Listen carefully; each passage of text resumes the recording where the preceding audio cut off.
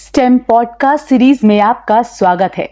Stem यानी science, technology, engineering, mathematics and medicine, वो क्षेत्र जो किसी भी देश की तरक्की में अहम भूमिका निभाते हैं। ये 5 क्षेत्र हमारे जीवन का वो हिस्सा हैं जो न सिर्फ हमारी जिंदगी को आसान बनाते हैं बल्कि पूरी दुनिया को आगे बढ़ाते हैं। प्रकृति, धरती, ब्रह्मांड, इंसान, जानवर, पेड़ पौधे और जीवन को समझने का तरीका, विज्ञान के ज्ञान का इस्तेमाल करके नई चीजों को बनाना और डिजाइन करने का तरीका, नई खोजें, नई तकनीक, नई दवाइयां जो देश और दुनिया को आगे बढ़ाते हैं। आइए हम सुने विज्ञान की अनकही कहानियां। कितना कमाल है ना कि धरती की थर्मल टाइमलाइन को ट्रैक किया जा सकता है। चट्टानों की उम्र और गर्मी का इतिहास साइंटिस्ट कैसे पता लगाते हैं? आपने कभी सोचा है कि किसी चट्टान ने धरती के भीतर कितनी गर्मी सही या वह सतह पर कब आई? एक ऐसी साइंस टेक्नोलॉजी जो कि चट्टानों से बातें करती है। यही सवाल हल करता है एक अनोखा विज्ञान। जी हां, हम बात कर रहे हैं फिजन ट्रैक थर्मोक्रोनोलॉजी की। कल्पना कीजिए एक चट्टान की जो लाखों सालों से धरती की गहराइयों में छुपी है। उस पर समय की गर्म सांसें पड़ी और फिर वह सतह पर आ गई। इस पूरी कहानी को पढ़ने का तरीका है फिजन ट्रैक थर्मोक्रोनोलॉजी।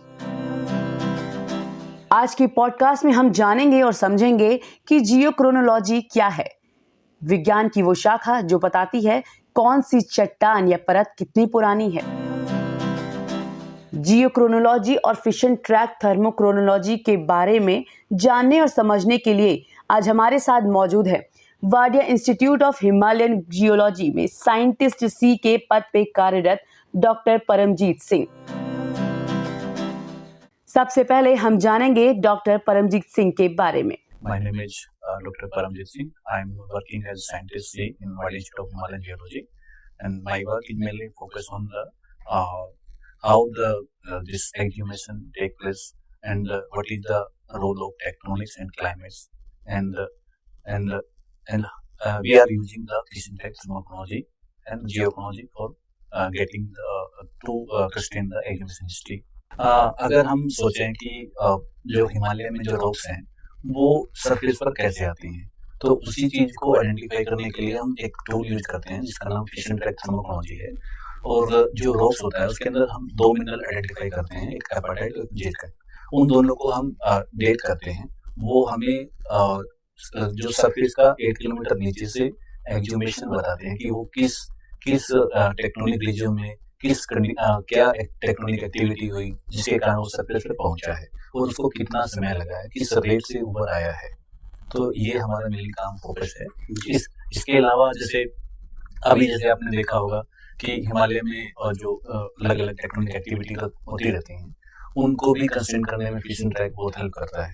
तो फिशन ट्रैक से हम अगर आप स्केल में बात करें, मिलीमीटर स्केल में बात करें, मैक्सिमम से मैक्सिमम जो है 100 मिलीमीटर स्केल तक जा सकते हैं और मिनिमम से मिनिमम जो है आपका 0.1 मिलीमीटर तक आपको बता। मैंने मेरा जो एमएससी है 2007 में मैंने कुरुक्षेत्र विश्वविद्यालय से एमएससी किया था जियोलॉजी में।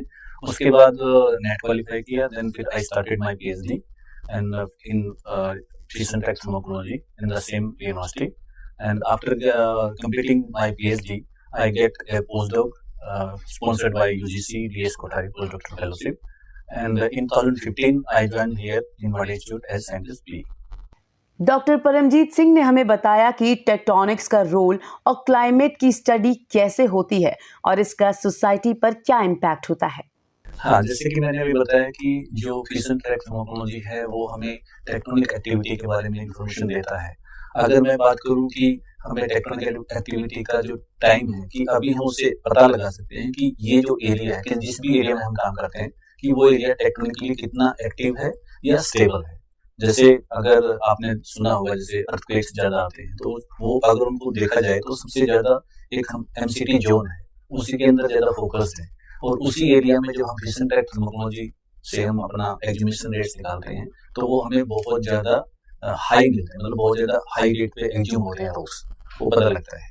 तो इस उस पॉइंट ऑफ व्यू से तो जो अगर उस एरिया का जो टेक्निकल एक्टिविटी को पता करने में भी फिशन ट्रैक हमें हेल्प करता है।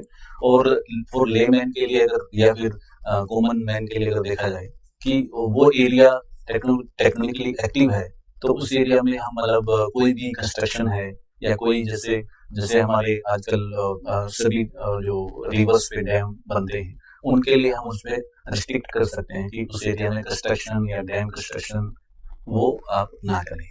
टेक्टोनिक्स ये अलग अलग एक्चुअली उसका उसको जो हिमालय है उसको अलग अलग पार्ट्स में डिवाइड किया गया है। और उनको मेनली जैसे अगर हम हिमालय में देखें तो 4 मेन हमारे टेक्टोनिक जोन है। अगर मैं बिल्कुल सबसे जो दक्षिणी भाग है उसकी बात करूं तो वो हमारा जैसे इंडोगैनेटिक प्लेन हो गया, उसके बाद फिर सब हिमालय आता है। सब हिमालय को और जो इंडोगैनेटिक प्लेन है उसको हिमालयन फ्रंटल थ्रस्ट सेपरेट करता है, ठीक है। देन उसके आगे फर्दर जब नॉर्थ वार्ड जाएंगे हम तो सब हिमालय और फिर लेसर हिमालय और सब हिमालय के बीच में जो एक वो जो टेक्टोनिक बाउंड्री है वो है एमबीटी। और ऐसे ही फिर फर्दर नॉर्थ जाएंगे लेसर हिमालय फिर हायर हिमालय, उन दोनों के बीच में जो टेक्टोनिक बाउंड्री है वो आपकी मेन सेंट्रल थ्रस्ट। और फिर फर्दर जो लास्ट जो हम अगर इंडियन प्लेट की बात करें तो वो होता है आपका एसटीडीएस, जिसको हम साउथ तिब्बतियन डिटैचमेंट सिस्टम बोलते हैं। आगे डॉक्टर परमजीत सिंह ने हमें बताया कि उनकी रिसर्च का पास्ट, प्रेजेंट और फ्यूचर सिनेरियो क्या है। जब मैंने पीएचडी स्टार्ट किया तो मैंने कुमाऊं रीजन में पीएचडी स्टार्ट किया था, तो वहां पर मैंने काम स्टार्ट किया। तो उसके बाद फिर जब मैंने यहाँ पर इंस्टीट्यूट में एज ए साइंटिस्ट अपना करियर स्टार्ट किया तो उस समय मैंने उसी एरिया को थोड़ा सा कंटिन्यू किया। अब मैंने धीरे धीरे अपने आप का जो है हिमाचल में भी एक्सटेंड किया है नॉर्थवर्ड। और उसके अलावा फिर हम इस साल अभी जो फ्यूचर में है हम थोड़ा सा लद्दाख में भी मतलब धीरे धीरे अपना रिसर्च को इंक्लूड कर रहे हैं। देखिए जो रिसर्च में सबसे ज्यादा जो हमारे मतलब जो जिसमें देखें कंपटीटर हैं वो अमेरिका, जर्मनी और फ्रांस आते हैं। तो वो वहां से जो मतलब साइंटिस्ट या प्रोफेसर लोग आते हैं अपना रिसर्च करते हैं। और उनके कंपैरिजन में देखा जाए तो वो लोग थोड़ा सा अगर हमसे इतना ही मैं आगे कहूंगा कि 19-20 का फर्क है, कोई ऐसा ज्यादा तो फर्क नहीं है। वो लोग भी सेम मेथोडोलॉजी यूज करते हैं, बस हमारा थोड़ा सा जो डिफरेंस है वो थोड़ा इंस्ट्रूमेंटेशन का है। हम लोगों के पास जो है बिल्कुल अपडेटेड इंस्ट्रूमेंटेशन नहीं रहता है, वो लोग थोड़ा सा उस चीज में हमसे आगे है और वो इतना ही डिफरेंस है। जी, हम इंडस्ट्री की बात करें तो सबसे पहले ओएनजीसी आता है हमारे इसमें। जो मैं काम करता हूँ फिश एंड टेक्नोलॉजी, वो हमें ऑयल मैचुरेशन का इंफॉर्मेशन भी देता है। तो जैसे ओएनजीसी जो है मेनली ऑयल फाइंड ऑयल और गैस को मतलब वो करती है, मतलब फाइंड आउट करती है। तो उसमें भी हमारा फिश एंड टेक हेल्प करता है कि किस एरिया में आपको इस तरह का हाइड्रोकार्बन जनरेशन में, ऑयल मैचुरेशन में इंफॉर्मेशन देता है, किस एरिया में आपको मिलने का संभावना है। और दूसरा जो कंपनी जैसे एनटीपीसी हो गया, आपका ये एनएचडीसी हो गया, टेरी हाइड्रो डेवलपमेंट कॉर्पोरेशन हो गया, then GSI also, geological survey of India, ये भी इंडस्ट्री का उसमें है। इस पॉडकास्ट में हम आगे डॉक्टर परमजीत सिंह की अचीवमेंट्स के बारे में जानते हैं। मैंने वैसे लगभग 25-26 पेपर पब्लिश किए हैं अभी तक, जिसमें से मैक्सिमम सब इंटरनेशनल जर्नल्स में है। और जो अगर मैं हाईएस्ट रेटेड या अपनी हाईएस्ट रिसर्च की बात करूं तो मैंने रिसेंटली एक पेपर पब्लिश किया था। अभी तक अगर बात करी जाए जो रिसर्च से संबंधित, एमबीटी एक टेक्टोनिक बाउंड्री है जिसके ऊपर अभी तक बहुत ज्यादा रिसर्च मतलब नहीं था। अब अक्रॉस द हिमालय आप चाहे नॉर्थ वेस्ट से लेके नॉर्थ ईस्ट तक देखेंगे, वहां से एक जंक्शन था कि ये जो है अराउंड 10 मिलियन के आसपास फॉर्म हुआ है। तो अभी हमने 2022 में एक रिसर्च पब्लिश किया है जर्नल ऑफ एशियन साइंस में। तो उसमें हमने एमबीटी का इंफॉर्मेशन दिया है कि वो कब फॉर्म हुआ था, कब रीएक्टिवेट हुआ था और आज के टाइम पर उसमें टेक्टोनिक एक्टिविटी की क्या स्थिति है। तो हमने उसमें बताया कि एमबीटी जो है अराउंड 13-14 मिलियन के आसपास फॉर्म हुआ, देन 5 मिलियन के रीएक्टिवेशन हुआ, देन उसके बाद अगर आज देखा जाए तो वहां पर टेक्टोनिक एक्टिविटी ऑलमोस्ट ना के बराबर है।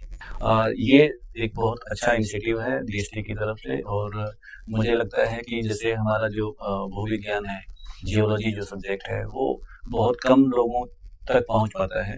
तो इस ब्रॉडकास्ट के माध्यम से अगर कॉमन मैन तक पहुंचता है और जो यंग जनरेशन जो कमिंग जनरेशन है, अगर वो किसी तरह से इंस्पायर हो पाते हैं टुवर्ड्स अर्थ साइंस और जियोलॉजी, तो ये एक बहुत अच्छा इनिशिएटिव होगा। उसके लिए मैं आप सबको बहुत बहुत धन्यवाद देता हूँ और थैंक यू वेरी मच। आइए हम सुने विज्ञान की अनकही कहानियां। स्टेम पॉडकास्ट की इस श्रृंखला को उत्प्रेरित और समर्थन दिया है भारत सरकार के राष्ट्रीय विज्ञान एवं प्रौद्योगिकी संचार परिषद ने। प्रोग्राम को produce media for community foundation ने किया है तथा तकनीकी सहयोग जयंतिका त्रिपाठी द्वारा दिया गया है। तो दोस्तों, उम्मीद है कुछ नया जानने को मिला होगा। अपना ख्याल रखिए, तब तक के लिए खुश रहिए। अलविदा।